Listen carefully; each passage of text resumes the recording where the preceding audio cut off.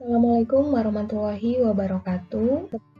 Nah, sebelum kita mempelajari lebih jauh, tentu pertanyaan ini juga terlintas kepada kita semua ya. Mengapa sih saya harus belajar materi partikel dasar penyusun atom? Apabila kita melihat beberapa contoh dari unsur-unsur ini, yang pertama adalah karbon ya, atau yang terkandung pada diamond, kemudian ada juga grafit, kemudian ada koin, kemudian ada emas, atom hidrogen.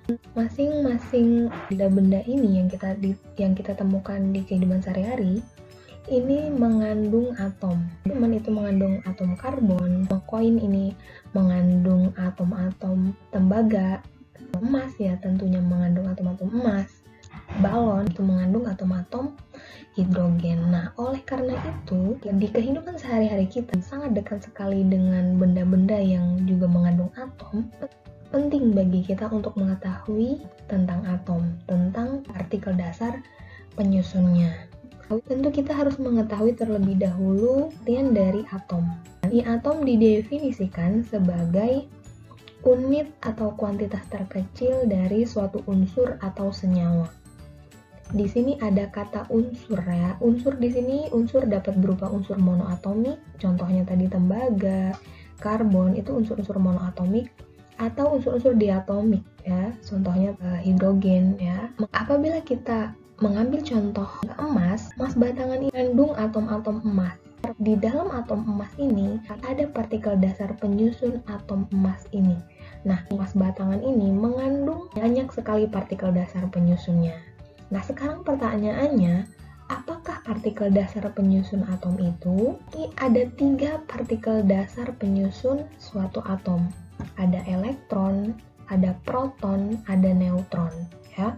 Elektron dilambangkan dengan E, proton dengan P, dan neutron dengan N. Proton dan neutron merupakan bagian inti. Jadi kedua partikel ini merupakan partikel sebagai penyusun inti. Sedangkan elektron itu bagian terluarnya. Analogikan misalkan ini adalah suatu atom, maka inti itu letaknya di tengah. Nah, inti ini mengandung proton dan neutron. Sementara di sekitar inti itu terdapat elektron. Karakteristik dari proton, elektron, dan neutron. Pertama kita lihat muatannya. Muatan proton itu positif 1,602 kali 10 pangkat minus 19. Sedangkan elektron itu berbeda hanya di tandanya. Proton itu bertanda positif, elektron bertanda negatif. Sementara kuantitasnya itu sama. Tetapi untuk neutron itu berbeda. Neutron kuantitasnya tuh 0. Muatan relatifnya, maka proton itu dituliskan sebagai 1 atau positif 1. Sementara elektron itu negatif 1.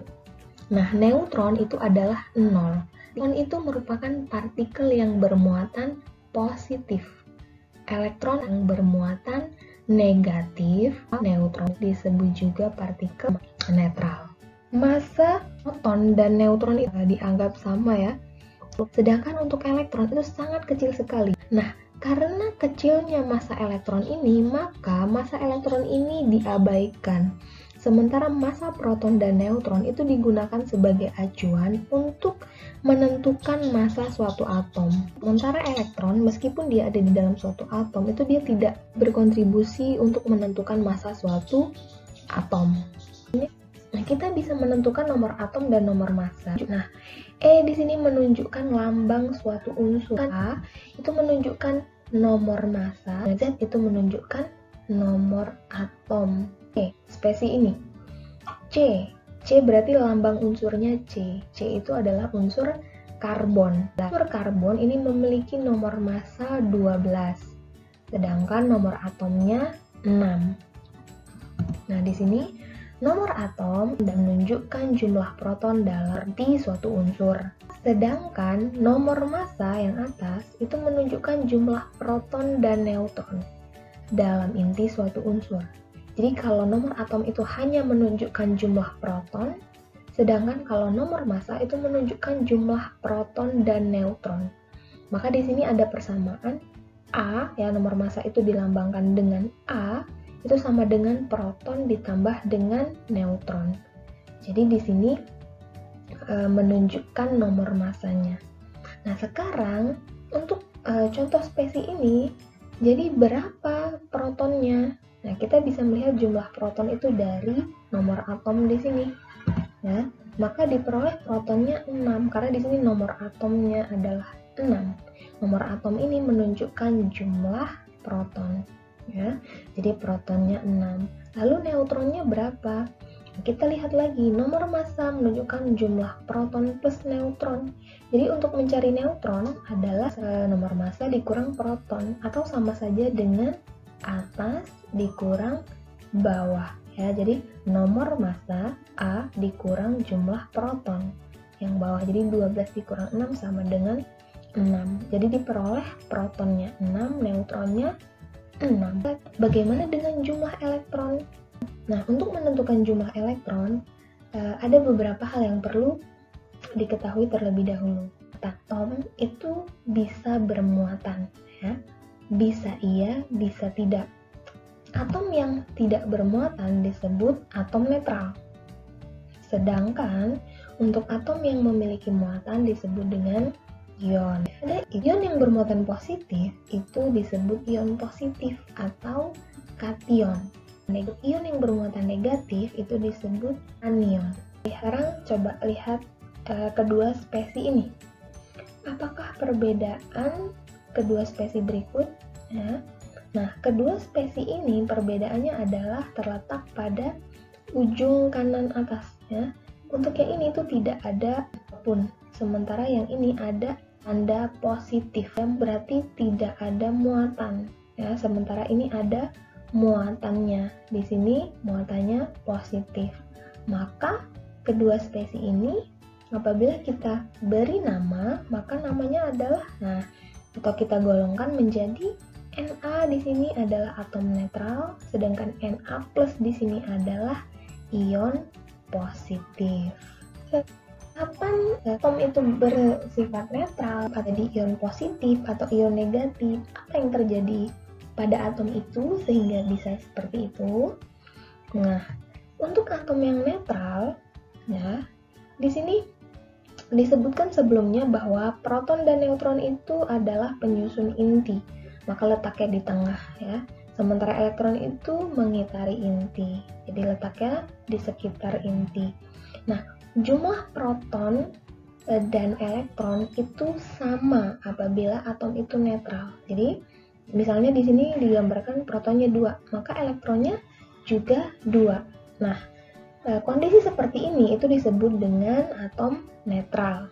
Sedangkan jika atom netral melepaskan elektronnya, maka jumlah proton ya sekarang menjadi lebih banyak dibandingkan jumlah elektronnya. Ya, maka kondisi seperti ini tuh disebut dengan kation. Jadi kation itu adalah atom yang melepaskan elektronnya, sehingga menyebabkan jumlah proton itu lebih banyak dibandingkan jumlah elektron, karena elektronnya dilepaskan. Ya, pasti pelepasan kation itu dari posisi semula, ya. Jadi dari posisi netral dia melepaskan elektron, maka jadilah seperti ini, jadilah kation. Nah, sebaliknya anion itu ketika atom yang pada posisi netral menangkap elektron dari luar, maka sekarang jumlah protonnya itu lebih sedikit dari elektron. Jadi jumlah elektronnya lebih banyak. Maka ini disebut suatu anion. Saat ini sekarang menjadi bermuatan negatif, negatif 1 ya. Sedangkan kalau yang ini tadi berarti positif 1. Anion merupakan atom yang menangkap elektron. Ya. Ada catatan penting, pada atom netral, tumor atom itu menunjukkan jumlah proton. Nah, apabila atom netral, maka jumlah protonnya itu sama dengan jumlah elektronnya. Sedangkan untuk ion positif, itu jumlah proton itu lebih banyak dibandingkan jumlah elektron. Maka untuk menghitung jumlah elektron dalam ion positif itu, nomor atom dikurang dengan jumlah muatan positif. Jadi kalau ini contoh ini tadi, maka nomor atom dari atom ini dikurang dengan muatan positifnya. Muatan positifnya berapa? Ini positif 1. Jadi nomor atom dikurangi positif 1, seperti itu. Kemudian untuk ion negatif, itu jumlah elektron lebih banyak dibandingkan jumlah proton. Ini kebalikan dari ion positif ya. Maka untuk menghitung jumlah elektronnya, maka nomor atom ditambah dengan muatan negatif ya. Artinya di sini elektronnya ketambahan dari luar. Seperti itu ya. Contoh latihan. Tentukan jumlah proton, neutron, dan elektron unsur atau ion berikut. Ya, contohnya adalah besi ya. Di sini tidak ada apapun, maka di sini keadaannya netral. Jadi atom netral. Maka jumlah protonnya itu ditunjukkan oleh nomor atom yang bawah ya. Berarti jumlah protonnya adalah 26. Nah, jumlah proton sama dengan elektron sama dengan 26. Kenapa proton sama dengan elektron? Karena di sini atom netral. Lalu untuk menentukan neutronnya, maka tinggal atas dikurang bawah. Jadi nomor massa A dikurang dengan proton ya, 26. Maka 56 dikurang 26 diperoleh 30. Lalu untuk yang soal berikutnya, di sini Fe3+. Artinya spesi ini merupakan suatu ion positif. Ya. Nah, perlu diketahui bahwa untuk jumlah proton dan neutron pada keadaan apapun, pada keadaan atom netral atau ion positif atau ion negatif, itu dan jumlah proton dan neutron itu sama. Yang berubah-ubah itu adalah jumlah elektron. Nah, untuk kondisi ini maka protonnya tetap 26 ya. Kemudian elektron yang berubah. Nah, karena di sini dia bermuatan merupakan ion positif, artinya muatan positifnya itu berlebih 3 karena terjadi pelepasan 3 elektron.